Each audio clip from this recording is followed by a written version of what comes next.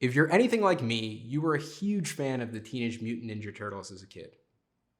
Turtle power was foremost in my mind during most conversations at recess. Nearly all of the other kids were fans as well, but what distinguished you was your favorite turtle. If you liked Leonardo, you were probably an overachiever who acted like the leader of your friend group. And if you liked Raphael the best, it meant you were a rebel and a bit of a troublemaker.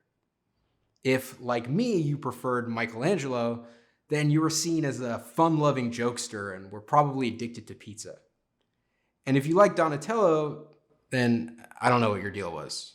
As a fan of a particular turtle, you got to experience camaraderie with all the other turtle fans while at the same time personally expressing your own taste.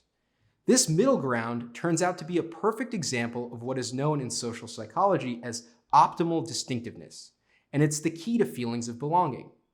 Research from Dr. Marilyn Brewer, a psychologist from UCLA, shows that while we want to experience real connection with others, we don't want it at the expense of our own authenticity, freedom, or power. We want to feel both distinct in who we are and included in our communities, both personally and professionally. For leaders and managers, this theory is really useful for looking at the group dynamics on your team. When inclusion is high but distinctiveness is low, people end up conforming to the group just so they can fit in. This leads to fear of bringing up contrary opinions, which can really stifle innovation and good decision-making. In the opposite case, when inclusion is low but distinctiveness is high, people stand out. The group highlights a person's differences and makes them feel like a token. They may be included in situations that match people's stereotypes of that person, but are otherwise left out of other important conversations. And when both inclusion and distinctiveness are low, people simply feel excluded. This happens all of the time when people are routinely left out of key decisions.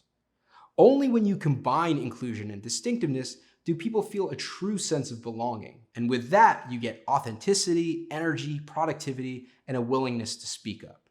So, what are the best ways of creating both inclusion and distinctiveness on your team?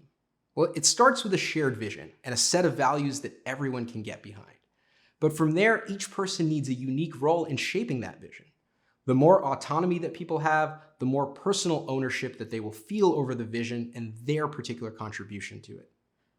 To maintain this balance between inclusion and distinctiveness, people need forums in which they can openly express their thoughts, ask for and provide feedback, and push back against the status quo.